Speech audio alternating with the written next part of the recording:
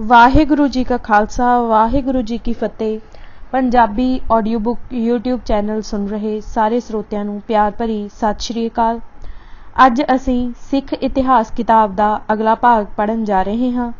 ਪੰਨਾ ਨੰਬਰ 91, ਭਾਗ ਦੂਜਾ, ਪੰਜਾਬ ਵਿੱਚ ਅੰਗਰੇਜ਼ੀ ਰਾਜ ਦੀ ਮਜ਼ਬੂਤੀ ਤੇ ਸਥਾਪਤੀ। 10 ਸਾਲਾਂ ਦੀ ਅਰਾਜਕਤਾ ਤੇ ਅੰਗਰੇਜ਼ਾਂ ਵਿਰੁੱਧ 2 ਖੂਨੀ ਯੁੱਧਾਂ ਨੇ ਸਿੱਖਾਂ ਨੂੰ ਉਹਨਾਂ ਦੀ ਸਲਤਨਤ ਦੇ ਇਲਹਾਕ ਦਾ ਵਿਰੋਧ ਕਰਨ ਤੋਂ ਵੰਚਿਤ ਕਰ ਦਿੱਤਾ। ਅੰਗਰੇਜ਼ਾਂ ਨੇ ਇਹ ਵੀ ਸਮਝ ਲਿਆ ਸੀ ਕਿ ਹਕੂਮਤ ਕਰਨ ਦਾ ਵਧੀਆ ਢੰਗ ਇਹ ਸੀ ਕਿ ਪ੍ਰਤਾਪੀ ਤੇ ਕੁਲੀਨੀ ਸ਼ਕਤੀਆਂ ਨੂੰ ਨਿਆਂਸ਼ੀਲਤਾ ਨਾਲ ਵਰਤਿਆ ਜਾਵੇ। ਜਾਨ ਲਾਰੈਂਸ ਨੇ ਕਿਹਾ ਸੀ, ਮੈਂ ਤੁਹਾਡੇ ਤੇ ਤਲਵਾਰ ਅਤੇ ਕਲਮ ਦੋਹਾਂ ਨਾਲ ਰਾਜ ਕਰਾਂਗਾ। ਪ੍ਰਬੰਧਕੀ ਬੋਰਡ ਨੇ ਪੰਜਾਬ ਦੇ ਲੋਕਾਂ ਦਾ ਨਿਸ਼ਸਤਰੀਕਰਨ ਕਰ ਦਿੱਤਾ, ਕਾਨੂੰਨ ਦਾ ਰਾਜ ਕਾਇਮ ਕੀਤਾ ਤੇ ਪੰਜਾਬੀਆਂ ਲਈ ਰੁਜ਼ਗਾਰ ਦੇ ਸਾਧਨ ਤੇ ਮੌਕੇ ਪੈਦਾ ਕੀਤੇ। ਭਾਵੇਂ ਅੰਗਰੇਜ਼ਾਂ ਨੇ ਸਾਰੀਆਂ ਨੌਕਰੀਆਂ ਸਭ ਲਈ ਖੋਲ੍ਹ ਦਿੱਤੀਆਂ, ਪਰ ਵੱਖ-ਵੱਖ ਨੌਕਰੀਆਂ ਲਈ ਵੱਖ-ਵੱਖ ਫਿਰਕਿਆਂ ਦੇ ਲੋਕਾਂ ਨੂੰ ਤਰਜੀਹ ਦਿੱਤੀ। ਹਿੰਦੂ ਦੂਸਰਿਆਂ ਨਾਲੋਂ ਵਧੇਰੇ ਪੜ੍ਹੇ ਹੋਣ ਕਾਰਨ ਕਲਰਕ ਭਰਤੀ ਕੀਤੇ ਗਏ। ਮੁਸਲਮਾਨਾਂ ਨੂੰ ਪੁਲਿਸ ਵਿੱਚ ਤੇ ਸਿੱਖਾਂ ਨੂੰ ਉਹਨਾਂ ਦੀ ਵਫ਼ਾਦਾਰੀ ਬਾਰੇ ਤਸੱਲੀ ਕਰਨ ਉਪਰੰਤ ਫੌਜ ਵਿੱਚ ਭਰਤੀ ਕੀਤਾ ਗਿਆ। ਇਹ ਨੀਤੀ 1857 ਦੇ ਵਿਦਰੋਹ ਵਿੱਚ ਬਹੁਤ ਸਫਲ ਰਹੀ, ਜਦੋਂ ਸਾਰੇ ਉੱਤਰੀ ਭਾਰਤ ਨੇ ਅੰਗਰੇਜ਼ਾਂ ਵਿਰੁੱਧ ਬਗਾਵਤ ਕੀਤੀ ਸੀ, ਪਰ ਪੰਜਾਬ ਨੇ ਅੰਗਰੇਜ਼ਾਂ ਦਾ ਸਾਥ ਦਿੱਤਾ ਸੀ। ਗਦਰ ਤੋਂ ਪਿੱਛੋਂ ਸਰਕਾਰ ਨੇ ਆਪਣੇ ਜਨਤਕ ਭਲਾਈ ਦੇ ਕੰਮਾਂ ਜਿਵੇਂ ਸੜਕਾਂ, ਰੇਲਵੇ ਮਾਰਗਾਂ, ਸਕੂਲਾਂ ਤੇ ਹਸਪਤਾਲਾਂ ਦੇ ਨਿਰਮਾਣ ਦਾ ਕੰਮ ਮੁੜ ਸ਼ੁਰੂ ਕੀਤਾ। ਇਹਨਾਂ ਕਾਰਜਾਂ ਵਿੱਚੋਂ ਸਭ ਤੋਂ ਮਹਾਨ ਕਾਰਨ ਪੰਜਾਬ ਦੇ ਦਰਿਆਵਾਂ ਦੇ ਵਿਚਕਾਰਲੇ ਦੁਆਬਿਆਂ ਦੀ ਰੇਤਲੀ ਭੂਮੀ ਦਾ ਸੁਧਾਰ ਤੇ ਨਹਿਰਾਂ ਦੀ ਖੁਦਾਈ ਸੀ। ਪੰਜਾਬ ਭਾਰਤ ਦਾ ਅਨਾਜ ਭੰਡਾਰ ਬਣ ਗਿਆ। ਸਿੱਖ ਜਿਨ੍ਹਾਂ ਨੂੰ ਬੰਜਰ ਜੰਗਲਾਂ ਵਿੱਚ ਬਸਤੀਆਂ ਵਸਾਉਣ ਲਈ ਚੁਣਿਆ ਗਿਆ, ਏਸ਼ੀਆ ਵਿੱਚ ਸਭ ਤੋਂ ਅਮੀਰ ਕਿਸਾਨ ਬਣ ਗਏ। ਇਹ ਹੈਰਾਨੀ ਦੀ ਗੱਲ ਨਹੀਂ ਕਿ ਉਹ ਬਰਤਾਨਵੀ ਰਾਜ ਦੇ ਸਭ ਤੋਂ ਪੱਕੇ ਸਮਰਥਕ ਬਣੇ ਗਏ। ਲਾਰਡ ਡਫਰਿਨ ਦੇ ਸ਼ਬਦਾਂ ਵਿੱਚ, ਉਹਨਾਂ ਦਾ ਭਵਿੱਖ ਭਾਰਤ ਵਿੱਚ ਅੰਗਰੇਜ਼ੀ ਸਾਮਰਾਜ ਦੇ ਭਵਿੱਖ ਨਾਲ ਇੱਕਮਿਕ ਹੋ ਗਿਆ। ਕਾਂਡ 5ਵਾਂ, ਅੰਗਰੇਜ਼ਾਂ ਦੇ ਪੰਜਾਬ ਤੇ ਕਬਜ਼ਾ। ਲਾਰਡ ਡਲਹੌਜ਼ੀ ਦਾ ਅੱਧ-ਪਚੱਧੇ ਉਪਾਵਾਂ ਵਿੱਚ ਕੋਈ ਯਕੀਨ ਨਹੀਂ ਸੀ। ਪੰਜਾਬੀਆਂ ਦੇ ਹਥਿਆਰ ਸੁੱਟ ਦੇਣ ਤੋਂ ਪਹਿਲਾਂ ਹੀ ਉਸ ਨੇ ਦ੍ਰਿੜ ਫੈਸਲਾ ਕਰ ਲਿਆ ਸੀ ਕਿ ਉਹ ਸਿੱਖ ਸਿਆਸੀ ਤਾਕਤ ਖਤਮ ਕਰ ਦੇਵੇਗਾ। ਉਸ ਨੇ ਲਿਖਿਆ ਸੀ, ਪੰਜਾਬ ਨੂੰ ਅੰਗਰੇਜ਼ੀ ਰਾਜ ਵਿੱਚ ਮਿਲਾ ਲੈਣ ਦਾ ਅਧਿਕਾਰ ਉੱਕਾ ਹੀ ਬਿਨਾਂ ਕਿਸੇ ਨੁਕਤਾਚੀਨੀ ਤੇ ਢੁੱਚਰ ਤੋਂ ਰਹਿਤ ਹੈ। ਪਰੰਤੂ ਉਸ ਨੂੰ ਕੁਝ ਸ੍ਰੇਸ਼ਟ ਸਹਿਯੋਗੀਆਂ ਦੇ ਵਿਰੋਧੀ ਵਿਚਾਰਾਂ, ਖਾਸ ਕਰਕੇ ਹੈਨਰੀ ਲਾਰੈਂਸ ਦੇ ਵਿਚਾਰਾਂ ਦਾ ਸਾਹਮਣਾ ਕਰਨਾ ਪਿਆ, ਜੋ ਕਾਹਲੀ-ਕਾਹਲੀ ਇੰਗਲੈਂਡ ਤੋਂ ਵਾਪਸ ਆ ਗਿਆ ਸੀ। ਉਸ ਨੇ ਮੁੜ ਆਪਣੀ ਰੈਜੀਡੈਂਟ ਦੀ ਪਦਵੀ ਗ੍ਰਹਿਣ ਕਰ ਲਈ ਸੀ। ਹੈਨਰੀ ਲਾਰੈਂਸ ਪੰਜਾਬ ਉੱਪਰ ਅਧਿਕਾਰ ਕਰਨ ਦੇ ਵਿਰੁੱਧ ਸੀ। ਜੌਨ ਲਾਰੈਂਸ ਲਾਰਡ ਡਲਹੌਜ਼ੀ ਦੇ ਇਸ ਵਿਚਾਰ ਨਾਲ ਸਹਿਮਤ ਸੀ ਕਿ ਇਲਹਾਕ ਅਟੱਲ ਤੇ ਜ਼ਰੂਰੀ ਸੀ। ਲਾਰਡ ਹਾਰਡਿੰਗ ਤੇ ਮਗਰੋਂ ਈਸਟ ਇੰਡੀਆ ਕੰਪਨੀ ਦੇ ਡਾਇਰੈਕਟਰਾਂ ਦੀ ਕੌਂਸਲ ਨੇ ਵੀ ਡਲਹੌਜ਼ੀ ਦਾ ਸਮਰਥਨ ਕੀਤਾ। ਇਸ ਸਮਰਥਨ ਦੇ ਵਿਸ਼ਵਾਸ ਨਾਲ ਗਵਰਨਰ ਜਨਰਲ ਨੇ ਹੈਨਰੀ ਲਾਰੈਂਸ ਨੂੰ ਐਲਾਨਨਾਮੇ ਦਾ ਖਰੜਾ ਤਿਆਰ ਕਰਨ ਦੀ ਹਿਦਾਇਤ ਕੀਤੀ। ਹੈਨਰੀ ਲਾਰੈਂਸ ਦਿਲੋਂ ਇਸ ਤਰ੍ਹਾਂ ਨਹੀਂ ਚਾਹੁੰਦਾ ਸੀ ਤੇ ਉਹਦੀ ਇਹ ਇੱਛਾ ਵੀ ਸੀ ਕਿ ਦੀਵਾਨ ਮੂਲਰਾਜ ਦਾ ਆਤਮ ਸਮਰਪਣ ਨਿੱਜੀ ਤੌਰ ਤੇ ਪ੍ਰਵਾਨ ਕਰ ਲਿਆ ਜਾਵੇ। ਜਦੋਂ ਡਲਹੌਜ਼ੀ ਨੇ ਹੈਨਰੀ ਦੇ ਖਰੜੇ ਤੇ ਉਸਦੀ ਪੰਜਾਬ ਦੀ ਕਿਸਮਤ ਦਾ ਸਾਲਸ ਬਣਨ ਦੀ ਇੱਛਾ ਵਿਰੁੱਧ ਤਿੱਖੀ ਪ੍ਰਤਿੱਗਿਆ ਪ੍ਰਗਟ ਕੀਤੀ ਤਾਂ ਹੈਨਰੀ ਨੇ ਆਪਣਾ ਤਿਆਗ ਪੱਤਰ ਦੇ ਦਿੱਤਾ। ਉਸ ਦੇ ਮਿੱਤਰਾਂ ਨੇ ਉਸ ਨੂੰ ਇਹ ਤਿਆਗ ਪੱਤਰ ਵਾਪਸ ਲੈਣ ਲਈ ਮਨਾ ਲਿਆ। ਬਾਵਜੂਦ ਝਿੜਕ ਝੰਬ ਦੇ ਤੇ ਉਹਦੇ ਵਿਚਾਰ ਰੱਦ ਕੀਤੇ ਜਾਣ ਦੇ ਉਹ ਗਵਰਨਰ ਜਨਰਲ ਦੇ ਹੁਕਮ ਮੰਨਣ ਲਈ ਸਹਿਮਤ ਹੋ ਗਿਆ। ਡਲਹੌਜ਼ੀ ਨੇ ਮਹਾਰਾਜਾ ਦਲੀਪ ਸਿੰਘ ਨੂੰ ਪੰਜਾਬ ਤੋਂ ਬਾਹਰ ਭੇਜ ਦੇਣ ਦਾ ਹੁਕਮ ਦੇ ਦਿੱਤਾ। ਡਲਹੌਜ਼ੀ ਨੇ ਇਹ ਨਿਸ਼ਚਾ ਕਰ ਲੈਣ ਤੋਂ ਬਾਅਦ ਕਿ ਸਿੱਖ ਕੌਮ ਨੂੰ ਜ਼ਰੂਰ ਬਰਬਾਦ ਕਰਨਾ ਹੀ ਹੈ, ਉਹ ਇਸ ਗੱਲ ਤੇ ਡਟਿਆ ਰਿਹਾ ਕਿ ਲੱਖਾਂ ਬਰਤਾਨਵੀਆਂ ਦੀ ਸੁਰੱਖਿਆ ਤੇ ਸਮਰਿੱਧੀ ਪ੍ਰਤੀ ਆਪਣਾ ਕਰਤੱਵ ਪੂਰਾ ਕਰ ਲੈਣ ਤੋਂ ਉਹ ਸਿਰਫ ਇੱਕ ਬੱਚੇ ਪ੍ਰਤੀ ਬੇਵਕਤੇ ਤੇ ਬੇਮੌਕਾ ਦਇਆ ਦੀ ਭਾਵਨਾ ਕਾਰਨ ਪਿੱਛੇ ਨਹੀਂ ਹਟ ਸਕਦਾ।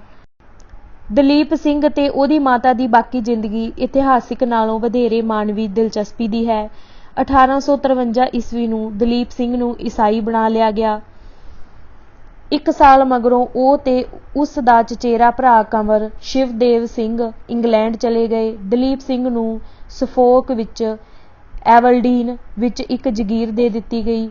ਉਹ ਮਲਕਾ ਵਿਕਟੋਰੀਆ ਦਾ ਲਾਡਲਾ ਬਣ ਗਿਆ, ਜੋ ਉਸ ਨੂੰ ਧਰਮ ਪੁੱਤਰ ਸਮਝਦੀ ਸੀ। ਰਾਣੀ ਜਿੰਦਾ ਜੋ ਨੇਪਾਲ ਨੱਸ ਗਈ ਸੀ, ਮਗਰੋਂ ਉਸ ਨੂੰ ਇੰਗਲੈਂਡ ਵਿੱਚ ਜਾ ਮਿਲੀ, ਜਿੱਥੇ ਉਹ 1863 ਈਸਵੀ ਵਿੱਚ ਮਰ ਗਈ। ਦਲੀਪ ਸਿੰਘ ਆਪਣੀ ਮਾਂ ਦੀ ਰਾਖ ਭਾਰਤ ਲਿਆਇਆ। ਵਾਪਸ ਇੰਗਲੈਂਡ ਜਾਂਦਿਆਂ ਹੋਇਆਂ ਉਸ ਨੇ ਸਿਕੰਦਰੀਆ ਵਿੱਚ ਬੰਬਾ ਮੁੱਲਰ ਨਾਲ ਵਿਆਹ ਕਰਵਾ ਲਿਆ, ਜੋ ਜਰਮਨ ਵਪਾਰੀ ਤੇ ਇਥੋਪੀਆ ਦੀ ਇਸਤਰੀ ਦੀ ਬੇਟੀ ਸੀ। ਉਹਨਾਂ ਦੇ 5 ਬੱਚੇ ਹੋਏ, 2 ਲੜਕੇ ਤੇ 3 ਲੜਕੀਆਂ ਸਨ। ਦਲੀਪ ਸਿੰਘ ਆਪਣੀ ਆਮਦਨੀ ਨਾਲੋਂ ਵਧੇਰੇ ਖਰਚ ਕਰਦਾ ਸੀ। ਉਹ ਕਰਜ਼ਾਈ ਹੋ ਗਿਆ। ਉਸ ਨੇ ਆਪਣੀ ਸਲਤਨਤ ਵਾਪਸ ਲੈਣ ਲਈ ਪਹਿਲਾਂ ਅੰਗਰੇਜ਼ ਸਰਕਾਰ ਕੋਲ ਤੇ ਫਿਰ ਪ੍ਰੀਵੀ ਕੌਂਸਲ ਵਿੱਚ ਅਪੀਲ ਕੀਤੀ। ਜਦੋਂ ਉਹ ਹਾਰ ਗਿਆ ਤਾਂ ਉਸ ਨੇ ਯੂਰਪੀ ਤਾਕਤਾਂ ਦਾ ਧਿਆਨ ਰਾਜ ਦੀ ਵਾਪਸੀ ਲਈ ਤੇ ਸਹਾਇਤਾ ਲੈਣ ਲਈ ਦੁਆਇਆ। ਉਸ ਨੇ ਆਪਣੇ ਆਪ ਨੂੰ ਅੰਗਰੇਜ਼ਾਂ ਦਾ ਸਖਤ ਦੁਸ਼ਮਣ ਆਖਣਾ ਸ਼ੁਰੂ ਕਰ ਦਿੱਤਾ। ਉਸ ਨੇ ਦੁਬਾਰਾ ਸਿੱਖ ਧਰਮ ਗ੍ਰਹਿਣ ਕਰਨ ਦਾ ਐਲਾਨ ਕੀਤਾ ਤੇ ਕਈ ਭਾਰਤੀ ਰਾਜਕੁਮਾਰਾਂ ਤੇ ਸਿੱਖ ਸਰਦਾਰਾਂ ਨਾਲ ਚਿੱਠੀ ਚਪੱਟੀ ਸ਼ੁਰੂ ਕਰ ਦਿੱਤੀ।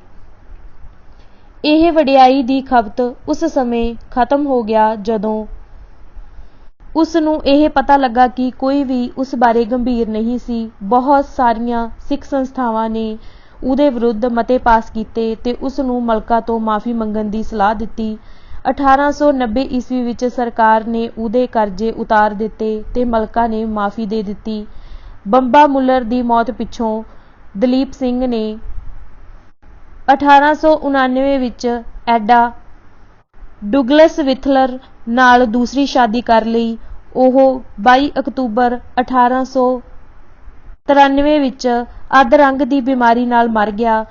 ਫਿਰ 1 ਹਫ਼ਤਾ ਮਗਰੋਂ ਉਸ ਨੂੰ ਐਵਲਡੀਨ ਵਿੱਚ ਦਫਨ ਕਰ ਦਿੱਤਾ ਗਿਆ। ਸਿੱਖਾਂ ਦਾ ਝੰਡਾ ਉਤਾਰ ਦਿੱਤਾ ਗਿਆ। ਲਾਹੌਰ ਦੇ ਕਿਲੇ ਤੇ ਯੂਨੀਅਨ ਜੈਕ, ਅੰਗਰੇਜ਼ਾਂ ਦਾ ਕੌਮੀ ਝੰਡਾ, ਝੁਲਾ ਦਿੱਤਾ ਗਿਆ। ਸਿੱਕਾ ਜੋ ਕਈ ਭਾਂਤ ਦਾ ਸੀ, ਨਾਨਕਸ਼ਾਹੀ, ਹਰੀ ਸਿੰਘੀ, ਗੋਬਿੰਦ ਸ਼ਾਹੀ ਚੱਲਣਾ ਬੰਦ ਕਰ ਦਿੱਤਾ ਤੇ ਕੰਪਨੀ ਦਾ ਰੁਪਇਆ ਪ੍ਰਚਲਿਤ ਕਰ ਦਿੱਤਾ ਗਿਆ। ਪੰਜਾਬ ਦੇ ਲੋਕਾਂ ਦਾ ਨਿਸ਼ਸਤਰੀਕਰਨ।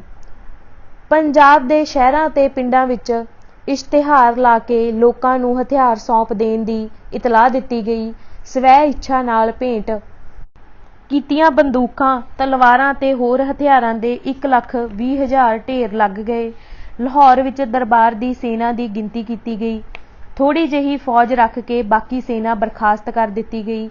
ਕਿਲੇ ਦੇ ਰੱਖਿਆਤਮਕ ਕਿਲਾਬੰਦੀ, ਜੋ ਤਕਰੀਬਨ ਹਰ ਪੰਜਾਬੀ ਪਿੰਡ ਵਿੱਚ ਬੁਰਜ ਦੇ ਰੂਪ ਵਿੱਚ ਸੀ, ਢਾਹ ਕੇ ਪੱਧਰੇ ਕਰ ਦਿੱਤੇ ਗਏ।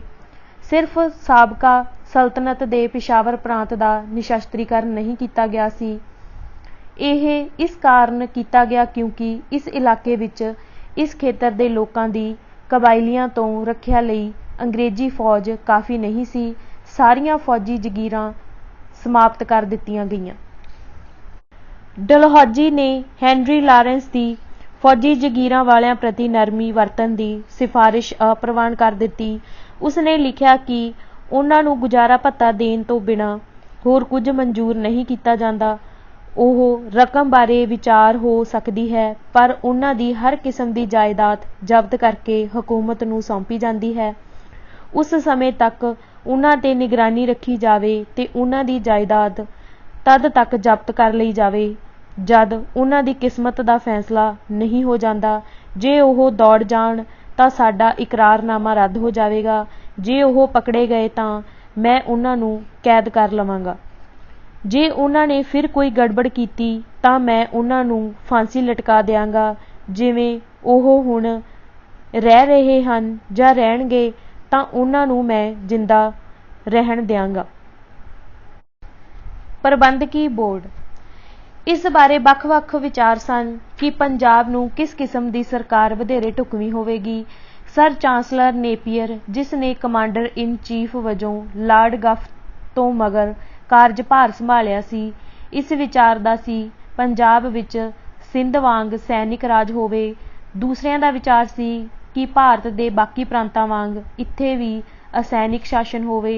ਲਾਰਡ ਡਲਹੌਜੀ ने ਦੋਹਾਂ ਨੂੰ ਇਕੱਠਿਆਂ ਕਰਕੇ असैनिक प्रबंध ਸਥਾਪਿਤ ਕਰਨ ਦਾ फैसला ਕੀਤਾ, जिस ਦਾ सैनिक ਤੇ असैनिक अधिकारी ਦੋਵੇਂ प्रबंध ਚਲਾਉਣ। ਉਹਨਾਂ ਨੇ 3 ਮੈਂਬਰਾਂ ਤੇ ਆਧਾਰਿਤ ਪ੍ਰਬੰਧਕੀ ਬੋਰਡ ਕਾਇਮ ਕੀਤਾ। ਹੈਨਰੀ ਲਾਰੈਂਸ ਨੂੰ ਬੋਰਡ ਦਾ ਪ੍ਰਧਾਨ ਨਿਯੁਕਤ ਕੀਤਾ ਗਿਆ ਤੇ ਉਸ ਨੂੰ ਰੱਖਿਆ ਤੇ ਸਰਦਾਰਾਂ ਨਾਲ ਸੰਬੰਧਿਤ ਮਾਮਲੇ ਸੌਂਪੇ ਗਏ।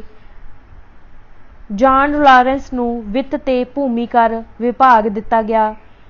ਸੀ.ਜੀ.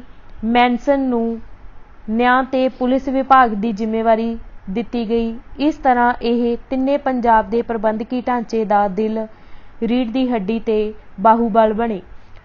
ਬੋਰਡ ਨੂੰ ਮੌਤ ਦੀ ਆਖਰੀ ਅਪੀਲ ਸੁਣਨ ਦੇ ਅਧਿਕਾਰ ਵੀ ਦਿੱਤੇ ਗਏ। ਇਸ ਕੋਲ ਪੁਲਿਸ, ਮਾਲ ਤੇ ਕਰ ਵਿਭਾਗ ਨਿਯਮਤ ਕਰਨ ਦੇ ਅਧਿਕਾਰ ਵੀ ਸਨ। ਲਾਰਡ ਡਲਹੌਜੀ ਨੇ ਹੈਨਰੀ ਲਾਰੈਂਸ ਨੂੰ ਲਿਖਿਆ, ਤੇਰੇ ਕੋਲ ਭਾਰਤ ਦੇ ਸਰਵੋਤਮ ਆਦਮੀ ਸਹਾਇਤਾ ਕਰਨ ਲਈ ਹੋਣਗੇ। ਉਸ ਨੇ ਪੰਜਾਬ ਨੂੰ ਭਾਰਤ ਵਿੱਚੋਂ ਉਪਲਬਧ ਸਭ ਤੋਂ ਜ਼ਿਆਦਾ ਅਨੁਭਵੀ ਅੰਗਰੇਜ਼ ਭੇਜੇ। ਸਭ ਤੋਂ ਯੋਗ ਅਧਿਕਾਰੀਆਂ ਚੋਂ 29 ਸੈਨਾ ਤੋਂ ਤੇ 27 ਸੈਨਿਕ ਅਧਿਕਾਰੀ ਲਏ ਗਏ।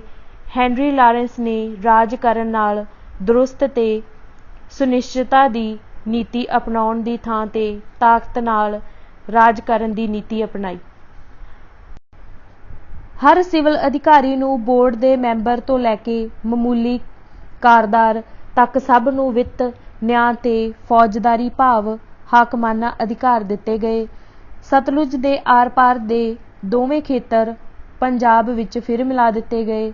ਸਿੰਧ ਤੋਂ ਪਾਰ ਦੇ ਇਲਾਕੇ ਨਾਲ ਪੰਜਾਬ, ਜੋ ਇੱਕ ਪ੍ਰਬੰਧਕੀ ਢਾਂਚੇ ਅਧੀਨ ਸੀ, ਦੇ ਖੇਤਰ ਵਿੱਚ 73,000 ਵਰਗ ਮੀਲ ਸ਼ਾਮਿਲ ਸਨ।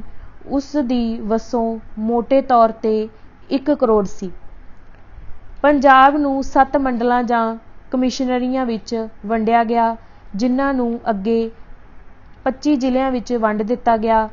5 ਕਤਾਰੀ ਪ੍ਰਬੰਧਕੀ ਢਾਂਚਾ ਕਾਇਮ ਕੀਤਾ ਗਿਆ। ਬੋਰਡ ਤੋਂ ਪਿੱਛੋਂ 7 ਮੰਡਲਾਂ ਦੇ ਕਮਿਸ਼ਨਰ ਸਨ। ਕਮਿਸ਼ਨਰਾਂ ਦੇ ਹੇਠ ਡਿਪਟੀ ਕਮਿਸ਼ਨਰ, ਸਹਾਇਕ ਕਮਿਸ਼ਨਰ ਤੇ ਵਧੀਕ ਸਹਾਇਤਾ ਕਮਿਸ਼ਨਰ ਸਨ। ਇਹ ਇੱਕ ਅਜਿਹਾ ਵਰਗ ਉਹਨਾਂ ਦੇਸੀ ਲੋਕਾਂ ਨੂੰ ਨੌਕਰੀਆਂ ਦੇਣ ਲਈ ਸਥਾਪਿਤ ਕੀਤਾ ਗਿਆ ਸੀ, ਜੋ ਦਰਬਾਰ ਦੇ ਅਧੀਨ ਭਰੋਸੇਯੋਗ ਪਦਵੀਆਂ ਤੇ ਕੰਮ ਕਰਦੇ ਹੁੰਦੇ ਸਨ। 11 ਸਭ ਤੋਂ ਹੇਠਲਾ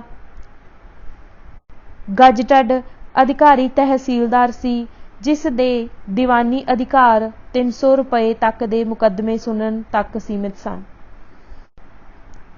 ਬੋਰਡ ਦਾ ਕੰਮਕਾਜ। ਰੱਖਿਆ ਨੂੰ ਸਭ ਤੋਂ ਅਧਿਕ ਮਹੱਤਤਾ ਦਿੱਤੀ ਗਈ। ਗਾਈਡ ਪਲਟਨ, ਜਿਸ ਦੀ ਸਥਾਪਨਾ ਹੈਨਰੀ ਲਾਰੈਂਸ ਨੇ 1846 ਵਿੱਚ ਕੀਤੀ ਸੀ, ਉਸ ਦੀ ਗਿਣਤੀ ਵਧਾ ਦਿੱਤੀ ਗਈ। ਉਸ ਵਿੱਚ ਘੋੜਸਵਾਰ ਤੇ ਪਿਆਦਾ ਸ਼ਾਮਿਲ ਸਨ। ਇਸ ਵਿੱਚ ਭਰਤੀ ਹੋਣ ਵਾਲੇ ਰੰਗਰੂਟ ਮੁਲਕ ਦੇ ਸਖਤ ਜਾਨ ਲੋਕਾਂ ਚੋਂ ਲਏ ਜਾਂਦੇ ਸਨ ਤੇ ਉਹਨਾਂ ਵਿੱਚ ਪੇਸ਼ਾਵਰ ਸ਼ਿਕਾਰੀ ਤੇ ਗੁੰਡੇ ਬਦਮਾਸ਼ ਧਾੜਵੀ ਵੀ ਲੈ ਲਏ ਜਾਂਦੇ ਸਨ। ਗਾਈਡਾਂ ਦੇ ਜਿੰਮੇ ਉਹ ਕਿਲਿਆਂ ਦੀ ਰੱਖਿਆ ਦਾ ਕੰਮ ਦਿੱਤਾ ਜਾਂਦਾ ਸੀ, ਜਿਹੜੇ ਉੱਤਰ ਪੱਛਮੀ ਕਬਾਇਲੀਆਂ ਦੇ ਹਮਲੇ ਰੋਕਣ ਲਈ ਤੇ ਡੇਰਾ ਜਾਤ ਵਿੱਚ ਸ਼ਾਂਤੀ ਕਾਇਮ ਰੱਖਣ ਲਈ ਬਣਾਏ ਗਏ ਸਨ। ਅੰਦਰੂਨੀ ਸੁਰੱਖਿਆ ਲਈ 10 ਪਲਟਨਾਂ, 5 ਘੋੜਸਵਾਰ ਤੇ 5 ਪਿਆਦਾ ਪਲਟਨਾਂ ਦੀ ਸਥਾਪਨਾ ਕੀਤੀ ਗਈ। ਇਹਨਾਂ ਵਿੱਚ ਕੁਝ ਦਰਬਾਰ ਦੇ ਸੈਨਿਕ ਵੀ ਲਏ ਗਏ। 8,000 ਆਦਮੀਆਂ ਤੇ ਆਧਾਰਿਤ, ਜੋ ਵਧੇਰੇ ਕਰਕੇ ਪੰਜਾਬੀ ਮੁਸਲਮਾਨ ਸਨ, ਸੈਨਿਕ ਪੁਲਿਸ ਬਲ ਕਾਇਮ ਕੀਤਾ ਗਿਆ। ਪਿਆਦਾ ਸਿਪਾਹੀ ਖਜ਼ਾਨਿਆਂ ਤੇ ਜੇਲ੍ਹਾਂ ਦੀ ਰਾਖੀ ਕਰਨ ਲਈ ਸੀ, ਜਦੋਂ ਕਿ ਘੋੜਸਵਾਰ ਪੁਲਿਸ ਸੜਕਾਂ ਤੇ ਗਸ਼ਤ ਕਰਦੀ ਸੀ। ਖੁਫੀਆ ਪੁਲਿਸ, ਜੋ ਸੂਈਆਂ ਤੇ ਜਸੂਸਾਂ ਤੇ ਆਧਾਰਿਤ ਹੁੰਦੀ ਸੀ, ਉਹ ਵੀ ਪੁਲਿਸ ਨਾਲ ਸੰਬੰਧਿਤ ਹੁੰਦੀ ਸੀ, ਤਾਂ ਜੋ ਸਰਕਾਰ ਨੂੰ ਲੋਕਾਂ ਦੀ ਸੋਚ ਦਾ ਪਤਾ ਲੱਗਦਾ ਰਹੇ। ਪੁਲਿਸ ਨਾਲ ਖੋਜੀ, ਪਾਗੀ ਤੇ ਖੁਰੇ ਪੱਟ ਵੀ ਲਾਏ ਗਏ, ਜੋ ਲੰਮੇ ਧੂੜ ਭਰੇ ਰਾਹਾਂ ਚੋਂ ਗਵਾਚੇ ਪਸ਼ੂਆਂ ਦੇ ਖੁਰਾਂ ਪੈਰਾਂ ਦੇ ਨਿਸ਼ਾਨ ਲੱਭ ਲੈਣ ਦੇ ਵਿਲੱਖਣ ਗੁਣਾਂ ਜਾਂ ਬਖਸ਼ਿਸ਼ ਨਾਲ ਵਿਰੋਸਾਏ ਹੁੰਦੇ ਸਨ। ਪਿੰਡਾਂ ਵਿੱਚ ਪੁਰਾਤਨ ਰਾਖੀ ਤੇ ਪਹਿਰਾ ਦੇਣ ਦਾ ਰਿਵਾਜ ਮੁੜ ਸੁਰਜੀਤ ਕੀਤਾ ਗਿਆ। ਪਿੰਡ ਦੇ ਚੌਕੀਦਾਰ ਪਿੰਡਾਂ ਵਿੱਚੋਂ ਰੱਖੇ ਜਾਂਦੇ ਸਨ, ਪਰ ਉਹਨਾਂ ਦੀ ਇਹ ਜ਼ਿੰਮੇਵਾਰੀ ਹੁੰਦੀ ਸੀ ਕਿ ਉਹ ਅਜਨਬੀ ਤੇ ਓਪਰੇ ਲੋਕਾਂ ਦੀਆਂ ਗਤੀਵਿਧੀਆਂ ਦੀ ਜਾਣਕਾਰੀ ਪੁਲਿਸ ਨੂੰ ਦਿੰਦੇ ਰਿਹਾ ਕਰਨ। ਪੁਲਿਸ ਤੇ ਫੌਜ ਦੀਆਂ ਇਹਨਾਂ ਟੁਕੜੀਆਂ ਵਿੱਚ ਆਦਮੀਆਂ ਦੀ ਗਿਣਤੀ 50,000 ਸੀ। ਮਾਝੇ ਵਿੱਚ ਪੁਲਿਸ ਪ੍ਰਬੰਧ ਨੂੰ ਵਿਸ਼ੇਸ਼ ਸਾਵਧਾਨੀ ਰੱਖਣ ਲਈ ਕਿਹਾ ਗਿਆ ਸੀ, ਜਿੱਥੇ ਭਾਈ ਮਹਾਰਾਜ ਸਿੰਘ ਤੇ ਉਹਦੇ ਦੋ ਸਾਥੀ ਕਰਨਲ ਰਛਪਾਲ ਸਿੰਘ ਤੇ ਨਰਾਇਣ ਸਿੰਘ ਵਧੇਰੇ ਸਰਗਰਮ ਦੱਸੇ ਜਾਂਦੇ ਸਨ। ਇੱਕ ਵਾਰ ਜਦੋਂ ਰਾਜ ਵਿੱਚ ਸ਼ਾਂਤੀ ਕਾਇਮ ਹੋ ਜਾਣ ਦਾ ਵਿਸ਼ਵਾਸ ਹੋ ਗਿਆ ਤਾਂ ਲੋਕ ਨਿਰਮਾਣ ਦੇ ਕੰਮ ਹੱਥ ਵਿੱਚ ਲਏ ਗਏ। ਦਿੱਲੀ ਤੋਂ ਪਿਸ਼ਾਵਰ ਤੱਕ ਦੀ ਜਰਨੈਲੀ ਸੜਕ ਦੀ ਮੁੜ ਉਸਾਰੀ ਕੀਤੀ ਗਈ। ਵੱਡੇ ਸ਼ਹਿਰੀ ਤੇ ਫੌਜੀ ਛਾਉਣੀਆਂ ਨੂੰ ਜੋੜਨ ਲਈ ਸੜਕਾਂ ਬਣਾਉਣ ਦਾ ਕਾਰਜ ਸ਼ੁਰੂ ਕੀਤਾ ਗਿਆ। ਪੰਜਾਬ ਵਿੱਚ ਨਹਿਰਾਂ ਦਾ ਕਾਫੀ ਢਾਂਚਾ ਸੀ। ਲੋਕ ਨਿਰਮਾਣ ਵਿਭਾਗ ਨੇ ਹਸਲੀ ਨਹਿਰ ਸਾਫ਼ ਕਰਵਾਈ, ਜੋ ਅੰਮ੍ਰਿਤਸਰ ਦੇ ਗੁਰਦੁਆਰਿਆਂ ਤੇ ਮੰਦਰ ਦੇ ਸਰੋਵਰਾਂ ਨੂੰ ਅਤੇ ਲਾਹੌਰ ਦੇ ਸ਼ਾਲਾਮਾਰ ਨੂੰ ਪਾਣੀ ਪਹੁੰਚਾਉਂਦੀ ਸੀ। ਇਸ ਦੇ ਵਿਸਥਾਰ ਦੀਆਂ ਤੇ ਇਸ ਦੀਆਂ ਸ਼ਾਖਾਵਾਂ ਦੀ ਖੁਦਾਈ ਕਰਨ ਦੀਆਂ ਯੋਜਨਾਵਾਂ ਬਣਾਈਆਂ ਗਈਆਂ। ਨਹਿਰਾਂ ਤੇ ਸੜਕਾਂ ਦੇ ਕਿਨਾਰੇ ਦਰਖਤ ਲਗਵਾਏ ਗਏ। ਦੌਰੇ ਤੇ ਜਾਣ ਵਾਲੇ ਅਫਸਰਾਂ ਦੇ ਠਹਿਰਨ ਲਈ ਡਾਕ ਬੰਗਲੇ ਬਣਵਾਏ ਗਏ। ਬੰਜਰ ਭੂਮੀ ਉੱਪਰ ਜੰਗਲ ਲਗਵਾਉਣ ਦਾ ਕਾਰਜ ਵੀ ਸ਼ੁਰੂ ਕੀਤਾ ਗਿਆ। ਲਾਹੌਰ, ਗੁਰਦਾਸਪੁਰ ਤੇ ਗੁਜਰਾਂਵਾਲਾ ਵਿੱਚ 10 ਲੱਖ ਪੌਦੇ ਲਾਏ ਗਏ। ਇਹਨਾਂ ਪੌਦਿਆਂ ਵਿੱਚ 90 ਕਿਸਮਾਂ ਇਮਾਰਤੀ ਲੱਕੜੀ ਦੇ ਬੂਟਿਆਂ ਦੀਆਂ ਸਨ। ਵਿਸ਼ਾਲ ਖੇਤਰ ਚਰਾਗਾਹਾਂ ਵਜੋਂ ਛੱਡੇ ਗਏ। ਭੂਮੀ ਮਾਲਕਾਂ ਨੂੰ ਪ੍ਰੇਰਨਾ ਕੀਤੀ ਗਈ ਕਿ ਉਹ ਦਰਖਤ ਲਗਾਉਣ। ਅਜਿਹੀ ਭੂਮੀ ਲਗਾਨ ਤੋਂ ਮੁਕਤ ਕਰ ਦਿੱਤੀ ਗਈ। ਬੋਰਡ ਦਾ ਸਭ ਤੋਂ ਵੱਡਾ ਯੋਗਦਾਨ ਕਾਸ਼ਤਕਾਰ ਕਿਸਾਨਾਂ ਦੀ ਹਾਲਤ ਸੁਧਾਰਨ ਲਈ ਸੀ, ਜੋ ਵਸੋਂ ਦਾ ਬਹੁਤ ਵੱਡਾ ਹਿੱਸਾ ਸਨ। ਫਸਲਾਂ ਦੀਆਂ ਨਵੀਆਂ ਕਿਸਮਾਂ ਪ੍ਰਚਲਿਤ ਕੀਤੀਆਂ ਗਈਆਂ। ਨਿਊ ਉਰਲੀਨ ਕਪਾਹ, ਗੰਨਾ, ਅਲਸੀ, ਤੰਬਾਕੂ ਤੇ ਜੜ੍ਹਾਂ ਵਾਲੀਆਂ ਫਸਲਾਂ ਮੈਦਾਨਾਂ ਵਿੱਚ ਬੀਜੀਆਂ ਜਾਣੀਆਂ ਸ਼ੁਰੂ ਕੀਤੀਆਂ ਗਈਆਂ ਤੇ ਚਾਹ ਮਰੀ ਦੀਆਂ ਪਹਾੜੀ ਢਲਾਣਾਂ ਤੇ ਕਾਂਗੜਾ ਘਾਟੀ 'ਚ ਪੈਦਾ ਕੀਤੀ ਜਾਣ ਲੱਗੀ। ਪੰਜਾਬ ਵਿੱਚ ਸ਼ਹਿਤੂਤ ਦੇ ਦਰਖਤ ਪਹਿਲਾਂ ਹੀ ਬਹੁਤ ਸਨ। ਰੇਸ਼ਮ ਦੇ ਕੀੜਿਆਂ ਦੇ ਆਯਾਤ ਨਾਲ ਰੇਸ਼ਮ ਦੇ ਕੀੜਿਆਂ ਦੇ ਪਾਲਣ ਤੇ ਰੇਸ਼ਮ ਉਤਪਾਦਨ ਵਿੱਚ ਬਹੁਤ ਵਾਧਾ ਹੋਇਆ। ਇਟਲੀ ਦੇ ਮਰੀਨੋ ਛਤਰਿਆਂ ਦਾ ਸਥਾਨਕ ਭੇਡਾਂ ਨਾਲ ਸੰਜੋਗ ਕਰਵਾ ਕੇ ਨਵੀਂ ਨਸਲ ਪੈਦਾ ਕੀਤੀ ਗਈ, ਜਿਸ ਨਾਲ ਮਾਂਸ ਤੇ ਉੱਨ ਦੋਹਾਂ ਦੀ ਉਪਜ ਵਿੱਚ ਕਾਫੀ ਲਾਭਕਾਰੀ ਵਾਧਾ ਹੋਇਆ। ਜਾਨ ਲਾਰੈਂਸ ਵੱਲੋਂ ਉਹਨਾਂ ਤਬਦੀਲੀਆਂ ਦਾ ਲਾਭ ਜੋ ਉਸਨੇ ਰੈਜ਼ੀਡੈਂਟ ਦੇ ਤੌਰ ਤੇ ਕੰਮ ਕਰਦਿਆਂ ਚਾਲੂ ਕੀਤੀਆਂ ਸਨ, ਹੁਣ ਮਹਿਸੂਸ ਕੀਤਾ ਜਾਣ ਲੱਗਾ। ਲਗਾਨ ਦੀ ਦਰ ਘਟਾਉਣ ਦੇ ਬਾਵਜੂਦ ਭੂਮੀ ਕਰ ਜੋ 1849 ਵਿੱਚ 130 ਲੱਖ ਰੁਪਏ ਸੀ, 1851 ਵਿੱਚ ਵੱਧ ਕੇ 160 ਲੱਖ ਰੁਪਏ ਹੋ ਗਿਆ। ਬੋਰਡ ਨੇ ਆਪਣੇ ਪਹਿਲਾਂ ਦੇ 2 ਸਾਲ ਦੇ ਪ੍ਰਬੰਧ ਵਿੱਚ ਕਰਮਵਾਰ ਆਪਣੇ ਬੀਜਕ ਵਿੱਚ 102 ਲੱਖ ਤੇ 96 ਲੱਖ ਦੀ ਬਚਤ ਵਿਖਾਈ। ਰਾਜ ਉੱਪਰ ਕਬਜ਼ਾ ਕਰ ਲੈਣ ਤੋਂ ਪਹਿਲਾਂ ਵੀ ਕਰ ਸੁਧਾਰ ਲਈ ਕੁਝ ਕਦਮ ਉਠਾਏ ਗਏ ਸਨ। ਦਰਬਾਰ ਵੱਲੋਂ 48 ਪ੍ਰਕਾਰ ਦੇ ਟੈਕਸ ਲਾਏ ਜਾਂਦੇ ਸਨ ਤੇ ਅਣਗਿਣਤ ਮਹਿਸੂਲ ਤੇ ਚੁੰਗੀ ਚੌਂਕੀਆਂ ਸਨ। ਬੋਰਡ ਨੇ ਸਭ ਅੰਦਰੂਨੀ ਕਰ ਸਮਾਪਤ ਕਰ ਦਿੱਤੇ ਤੇ ਸੀਮਾ ਉੱਪਰ ਆਯਾਤ ਤੇ ਨਿਰਯਾਤ ਕਰ ਉਗਰਾਉਣ ਲਈ ਚੌਂਕੀਆਂ ਕਾਇਮ ਕਰ ਦਿੱਤੀਆਂ। ਆਬਕਾਰੀ ਕਰ ਦਵਾਈਆਂ ਤੇ ਨਸ਼ੀਲੀਆਂ ਵਸਤੂਆਂ ਤੇ ਲਾਇਆ ਗਿਆ। ਪੱਤਨਾਂ ਤੇ ਕਰ ਲਾਇਆ ਗਿਆ। ਲੂਣ ਖਣਿਜਾਂ ਉੱਪਰ ਸਰਕਾਰੀ ਅਧਿਕਾਰ ਹੋ ਗਿਆ ਤੇ ਇਸ ਨੂੰ ਠੇਕੇ ਤੇ ਦੇਣ ਦੀ ਥਾਂ ਸਰਕਾਰ ਨੇ ਆਪ ਕੱਢਣਾ ਸ਼ੁਰੂ ਕੀਤਾ ਤੇ 2 ਰੁਪਏ ਪ੍ਰਤੀ ਮਣ ਕਰ ਲਗਾ ਦਿੱਤਾ। ਰਾਜਸਥਾਨ ਤੋਂ ਲੂਣ ਦਾ ਆਯਾਤ ਬੰਦ ਕਰ ਦਿੱਤਾ ਗਿਆ। ਦੀਵਾਨੀ ਮੁਕੱਦਮਿਆਂ ਉੱਪਰ ਸਟੈਂਪ ਕਰ ਲਗਾ ਕੇ ਬੋਰਡ ਨੇ ਅੰਦਰੂਨੀ ਚੁੰਗੀ ਕਰ ਦੇ ਖਾਤਮੇ ਤੋਂ ਪਏ ਘਾਟੇ ਨੂੰ ਪੂਰਾ ਕਰ ਲਿਆ। ਇਸ ਤਰ੍ਹਾਂ ਬੋਰਡ ਨੇ ਦਰਬਾਰ ਦੇ ਗੁੰਝਲਦਾਰ ਕਰ ਢਾਂਚੇ ਨੂੰ ਸਰਲ ਵੀ ਕਰ ਦਿੱਤਾ ਤੇ ਇਸ ਦੀ ਆਮਦਨੀ ਵੀ ਵਧਾ ਦਿੱਤੀ। ਪਹਿਲਾਂ ਦੇ 16 ਲੱਖ ਦੇ ਮੁਕਾਬਲੇ ਹੁਣ ਇਹਦੀ ਆਮਦਨੀ ਇਹਨਾਂ ਕਰਾਂ ਤੋਂ 25 ਲੱਖ ਹੋਰ ਵੱਧ ਗਈ, ਭਾਵ 41 ਲੱਖ ਹੋ ਗਈ। ਇਸ ਨਾਲ ਆਮ ਜਨਤਾ ਸਰਕਾਰੀ ਅਧਿਕਾਰੀਆਂ ਦੇ ਮਨਮਰਜ਼ੀ ਤੋਂ ਬਚ ਗਈ। ਜਨਮ ਸਮੇਂ ਹੀ ਕੁੜੀ ਮਾਰਨ ਤੇ ਸਤੀ ਵਰਗੀਆਂ ਭੈੜੀਆਂ ਰਸਮਾਂ ਦੀ ਮਨਾਹੀ ਕਰ ਦਿੱਤੀ ਗਈ। ਦਾਜ ਤੇ ਤਲਾਕ ਵਰਗੇ ਵਿਆਹ ਸ਼ਾਦੀ ਦੀਆਂ ਰੀਤਾਂ ਵਿੱਚ ਇਸਤਰੀਆਂ ਦੀ ਹਾਲਤ ਸੁਧਾਰਨ ਲਈ ਸੋਧ ਕੀਤੀ ਗਈ। ਕਿਉਂਕਿ ਤਹਿਸੀਲਦਾਰ ਹੀ ਇਹਨਾਂ ਨਿਯਮਾਂ ਕਾਨੂੰਨਾਂ ਤੇ ਰਿਵਾਜਾਂ ਤੋਂ ਵਾਕਿਫ ਸਨ, ਇਸ ਕਾਰਨ ਉਹਨਾਂ ਨੂੰ ਨਿਆਇਕ ਸ਼ਕਤੀਆਂ ਦਿੱਤੀਆਂ ਗਈਆਂ। ਪੇਂਡੂ ਸਮਾਜ ਨਾਲ ਸੰਬੰਧਿਤ ਘੱਟ ਮਹੱਤਵਪੂਰਨ ਮਾਮਲਿਆਂ ਦਾ ਕਾਰਜ ਪੰਚਾਇਤ ਕੋਲ ਹੀ ਰਹਿਣ ਦਿੱਤਾ ਗਿਆ। ਸ਼ਹਿਰਾਂ ਵਿੱਚ ਨਗਰ ਕੌਂਸਲਾਂ ਅੰਗਰੇਜ਼ ਮੈਜਿਸਟਰਾਂ ਨੂੰ ਦੀਵਾਨੀ ਮਾਮਲਿਆਂ ਸੰਬੰਧੀ ਸਹਾਇਤਾ ਤੇ ਸਲਾਹ ਦੇਣ ਲਈ ਸਥਾਪਿਤ ਕੀਤੀਆਂ ਗਈਆਂ। ਬੋਰਡ ਨੂੰ ਇਹ ਵੇਖ ਕੇ ਹੈਰਾਨੀ ਹੋਈ ਕਿ ਸਾਬਕਾ ਪੰਜਾਬ ਦੀ ਬਾਦਸ਼ਾਹੀ ਵਿੱਚ ਸਾਖਰਤਾ ਦੀ ਦਰ ਕਈ ਬਰਤਾਨਵੀ ਹਕੂਮਤ ਦੇ ਪ੍ਰਾਂਤਾਂ ਨਾਲੋਂ ਜ਼ਿਆਦਾ ਸੀ। ਪੰਜਾਬ ਵਿੱਚ ਕਾਫੀ ਪ੍ਰਾਰੰਭਕ ਸਕੂਲ ਸਨ, ਜਿਨ੍ਹਾਂ ਵਿੱਚੋਂ 16 ਲੜਕੀਆਂ ਦੇ ਸਕੂਲ ਲਾਹੌਰ ਵਿੱਚ ਹੀ ਸਨ। ਬੋਰਡ ਨੇ ਦੇਸੀ ਮਦਰਸਿਆਂ ਨੂੰ ਕੰਮ ਕਰਨ ਦੀ ਆਗਿਆ ਦੇ ਦਿੱਤੀ ਤੇ ਇਸ ਤੋਂ ਬਿਨਾਂ ਵੱਡਿਆਂ ਸ਼ਹਿਰਾਂ ਵਿੱਚ ਉਚੇਰੀ ਸਿੱਖਿਆ ਲਈ ਕੇਂਦਰੀ ਸਕੂਲ ਖੋਲ੍ਹੇ। ਇਸ ਨੇ ਸਰਕਾਰੀ ਕੰਮ ਧੰਦੇ ਲਈ ਫਾਰਸੀ ਦੀ ਵਰਤੋਂ ਨਵੇਂ ਮਿਲਾਏ ਇਲਾਕੇ ਵਿੱਚ ਤੇ ਪੂਰਬੀ ਪੰਜਾਬ ਵਿੱਚ ਉਰਦੂ ਦੀ ਵਰਤੋਂ ਜਾਰੀ ਰੱਖਣ ਦਾ ਫੈਸਲਾ ਕੀਤਾ। ਬੋਰਡ ਦਾ ਸ਼ਾਸਨ ਬੜਾ ਸ਼ਲਾਘਾਯੋਗ ਸੀ। ਇਸ ਨਾਲ ਉਸ ਮੁਲਕ ਵਿੱਚ ਅਮਨ ਤੇ ਖੁਸ਼ਹਾਲੀ ਆਈ ਜਿੱਥੇ 10 ਸਾਲ ਗ੍ਰਹਿ ਯੁੱਧ ਰਿਹਾ ਸੀ। ਅਗਸਤ 1852 ਵਿੱਚ ਬੋਰਡ ਨੇ ਆਪਣੇ ਪਹਿਲੇ 2 ਸਾਲਾਂ ਦੀ ਰਿਪੋਰਟ ਪੇਸ਼ ਕੀਤੀ। ਇਸ ਨੇ ਬੜੇ ਮਾਣ ਨਾਲ ਬਿਆਨ ਕੀਤਾ ਕਿ ਹਿੰਦੁਸਤਾਨ ਵਿੱਚ ਹੁਣੇ ਜਿਹੇ ਅਧਿਕਾਰ ਹੇਠ ਲਿਆਂਦੇ ਇਲਾਕਿਆਂ ਜਿਹੀ ਸ਼ਾਂਤੀ ਹੋਰ ਕਿਧਰੇ ਨਹੀਂ ਹੈ। ਇਸ ਨੇ ਉਹਨਾਂ ਲੋਕਾਂ ਦੀ ਪ੍ਰਸ਼ੰਸਾ ਵੀ ਕੀਤੀ ਜਿਨ੍ਹਾਂ ਦਾ ਪ੍ਰਬੰਧ ਇਸ ਨੇ ਕੀਤਾ। ਕਿਸੇ ਹੋਰ ਇਲਾਕੇ ਨਾਲੋਂ ਇਹ ਲੋਕ ਘੱਟ ਪੱਖਪਾਤੀ ਹਨ ਤੇ ਇਹਨਾਂ ਵਿੱਚ ਰੋਕ ਪਾਉਣ ਵਾਲੇ ਤੱਤ ਵੀ ਘੱਟ ਹਨ। ਸਿੱਖਾਂ ਵਿੱਚ ਜਨੂੰਨ ਤੇ ਕੱਟੜਤਾ ਖਤਮ ਹੋ ਰਹੀ ਹੈ। ਹਿੰਦੂਆਂ ਵਿੱਚ ਵਹਿਮ ਪ੍ਰਸਤੀ ਵੀ ਘੱਟ ਹੈ ਤੇ ਪੁਜਾਰੀ ਸ਼੍ਰੇਣੀ ਦਾ ਵੀ ਪ੍ਰਭਾਵ ਘੱਟ ਹੈ। ਮੁਸਲਮਾਨ ਵੀ ਭਾਰਤ ਦੇ ਕਿਸੇ ਹੋਰ ਹਿੱਸੇ ਵਿੱਚ ਵਸਦੇ ਆਪਣੇ ਸਹਿਧਰਮੀਆਂ ਨਾਲੋਂ ਘੱਟ ਕੱਟੜ ਤੇ ਰਵਾਇਤੀ ਸ਼ਰ੍ਹਾ ਦੇ ਪਾਬੰਦ ਹਨ। ਗਵਰਨਰ ਜਨਰਲ ਨੇ ਈਸਟ ਇੰਡੀਆ ਕੰਪਨੀ ਦੇ ਡਾਇਰੈਕਟਰਾਂ ਨੇ ਚੰਗੇ ਨਤੀਜਿਆਂ ਤੇ ਖੁਸ਼ਹਾਲੀ ਲਈ ਬੋਰਡ ਨੂੰ ਵਧਾਈ ਦਿੱਤੀ।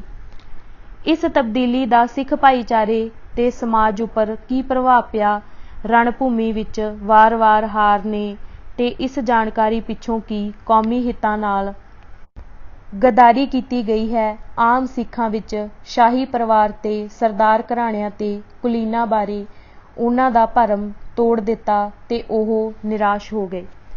ਇਸ ਦੇ ਸਿੱਟੇ ਵਜੋਂ ਭਾਵੇਂ ਭਾਈ ਮਹਾਰਾਜ ਸਿੰਘ ਦਾ ਕਿਤਨਾ ਵੀ ਸਤਿਕਾਰ ਸੀ, ਉਹ ਸਿੱਖ ਜਨਤਾ ਵਿੱਚ ਦਰਬਾਰ ਪ੍ਰਤੀ ਲੜਾਈ ਲੜਨ ਦਾ ਜੋਸ਼ ਪੈਦਾ ਨਾ ਕਰ ਸਕਿਆ। ਜਦੋਂ ਉਸ ਨੂੰ ਗ੍ਰਿਫਤਾਰ ਕਰਕੇ ਸਿੰਗਾਪੁਰ ਜਲਾਵਤਨ ਕਰ ਦਿੱਤਾ ਗਿਆ ਤਾਂ ਸਿੱਖਾਂ ਵਿੱਚ ਉਹਦੀ ਗ੍ਰਿਫਤਾਰੀ ਵਿਰੁੱਧ ਕੋਈ ਗੜਬੜ ਜਾਂ ਅੰਦੋਲਨ ਨਾ ਹੋਇਆ। ਡਲਹੌਜੀ ਨੇ ਸ਼ਾਹੀ ਪਰਿਵਾਰ ਨੂੰ ਪੰਜਾਬ ਚੋਂ ਬਾਹਰ ਕੱਢ ਦਿੱਤਾ ਤੇ ਸਤਲੁਜ ਤੋਂ ਉਰਾਰ ਦੇ ਖੇਤਰ ਦੇ ਸਭ ਸਿੱਖ ਸਰਦਾਰ ਖਤਮ ਕਰ ਦਿੱਤੇ। ਸਿੱਖ ਕਿਸਾਨ ਤੇ ਸਿਪਾਹੀ ਸ਼ੱਕੀ ਹੋ ਗਏ ਤੇ ਉਹਨਾਂ ਵਿੱਚ ਪੁਲਿਸ ਜਾਂ ਫੌਜ ਵਿੱਚ ਬਹੁਤ ਥੋੜ੍ਹੀਆਂ ਨੌਕਰੀਆਂ ਦਿੱਤੀਆਂ ਗਈਆਂ ਤੇ ਇਹਨਾਂ ਵਿੱਚ ਵਧੇਰੇ ਕਰਕੇ ਮੁਸਲਮਾਨ ਭਰਤੀ ਕੀਤੇ ਗਏ। ਹੈਰਾਨੀ ਦੀ ਗੱਲ ਨਹੀਂ ਕਿ ਬਰਖਾਸਤ ਕੀਤੇ ਖਾਲਸਾ ਸੈਨਿਕ, ਜਿਨ੍ਹਾਂ ਵਿੱਚ 40,000 ਤਾਂ ਐਂਗਲੋ ਸਿੱਖ ਯੁੱਧਾਂ ਮਗਰੋਂ ਖੁੱਲ੍ਹੇ ਫਿਰ ਰਹੇ ਸਨ, ਅਪਰਾਧ ਕਰਨ ਲੱਗ ਗਏ। ਕੇਂਦਰੀ ਪੰਜਾਬ ਦੇ ਜ਼ਿਲ੍ਹੇ ਵਿੱਚ ਡਾਕੂਆਂ ਦੀ ਭਰਮਾਰ ਹੋ ਗਈ, ਜਿਨ੍ਹਾਂ ਵਿੱਚੋਂ ਜ਼ਿਆਦਾ ਸਿੱਖ ਹੀ ਸਨ। ਠੱਗੀ ਆਮ ਹੀ ਗੱਲ ਹੋ ਗਈ ਤੇ ਠੱਗ ਵਧੇਰੇ ਕਰਕੇ ਮਜ਼੍ਹਬੀ ਸਿੱਖਾਂ ਜਾਂ ਸੈਨੀਆਂ ਵਿੱਚੋਂ ਹੀ ਸਨ। ਠੱਗੀ ਦਾ ਦਮਨ ਕਰਨ ਲਈ ਸਰਕਾਰ ਸੁਪਰੀਡੈਂਟ ਨਿਯੁਕਤ ਕਰਨ ਲਈ ਮਜਬੂਰ ਹੋ ਗਈ ਤੇ ਆਖਿਰ ਇਸ ਨੂੰ ਬੜੀ ਸਖਤੀ ਨਾਲ ਦਬਾਇਆ ਗਿਆ। ਇਲਹਾਕ ਦਾ ਸਭ ਤੋਂ ਮਹੱਤਵਪੂਰਨ ਪ੍ਰਭਾਵ ਹਿੰਦੂ ਸਿੱਖਾਂ ਦੇ ਸਬੰਧਾਂ ਤੇ ਪਿਆ। ਜਿਵੇਂ ਪਹਿਲਾਂ ਵੀ ਦੱਸਿਆ ਗਿਆ ਹੈ ਕਿ ਜਦ ਤੋਂ ਖਾਲਸਾ ਪੰਥ ਇੱਕ ਰਾਜਸੀ ਸ਼ਕਤੀ ਬਣਿਆ ਸੀ। ਬਹੁਤ ਸਾਰੇ ਹਿੰਦੂ ਜੋ ਖਾਲਸਾ ਨੂੰ ਹਿੰਦੂਆਂ ਦਾ ਹਰਾਵਲ ਦਸਤਾ ਹੀ ਸਮਝਦੇ ਸਨ, ਉਹਨਾਂ ਨੇ ਖੰਡੇ ਦਾ ਅੰਮ੍ਰਿਤ ਛਕ ਲਿਆ। ਸਿੱਖ ਰਾਜ ਦੌਰਾਨ ਸਿੱਖ ਤੇ ਹਿੰਦੂ ਦਾ ਭੇਦ ਸਿਰਫ ਸ਼ਕਲ ਸੂਰਤ ਦਾ ਫਰਕ ਹੀ ਸੀ। ਖਾਲਸਾ ਦਾੜ੍ਹੀ ਕੇਸ ਰੱਖਦਾ ਸੀ, ਹਿੰਦੂ ਨਹੀਂ। ਬਾਕੀ ਗੱਲਾਂ ਵਿੱਚ ਤਾਂ ਬ੍ਰਾਹਮਣੀ ਹਿੰਦੂ ਧਰਮ ਹੀ ਛਾ ਗਿਆ ਸੀ।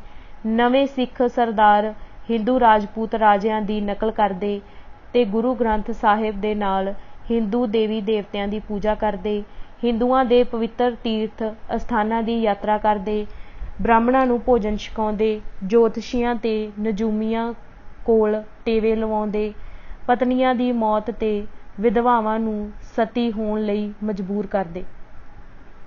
ਕੁਝ ਖਾਸ ਵਰਗਾਂ ਜਿਵੇਂ ਬੇਦੀਆਂ ਵਿੱਚ ਜਿਸ ਜਾਤੀ ਨਾਲ ਗੁਰੂ ਨਾਨਕ ਦਾ ਸੰਬੰਧ ਸੀ, ਜਨਮ ਸਮੇਂ ਕੁੜੀਆਂ ਮਾਰਨ ਦਾ ਰਿਵਾਜ ਮੁੜ ਪ੍ਰਚਲਿਤ ਹੋ ਗਿਆ ਸੀ। ਜਿਉਂ ਹੀ ਸਿੱਖਾਂ ਦੇ ਹੱਥਾਂ ਵਿੱਚੋਂ ਰਾਜ ਦੀ ਸ਼ਕਤੀ ਨਿਕਲੀ, ਹਿੰਦੂਆਂ ਦੀ ਬਹੁਤ ਭਾਰੀ ਗਿਣਤੀ ਜਿਸ ਨੇ ਸਿੱਖ ਰੀਤੀ ਰਿਵਾਜ ਅਪਣਾਏ ਹੋਏ ਸਨ, ਛੱਡ ਕੇ ਮੁੜ ਸਨਾਤਨੀ ਹਿੰਦੂ ਧਰਮ ਵੱਲ ਪਰਤ ਗਏ।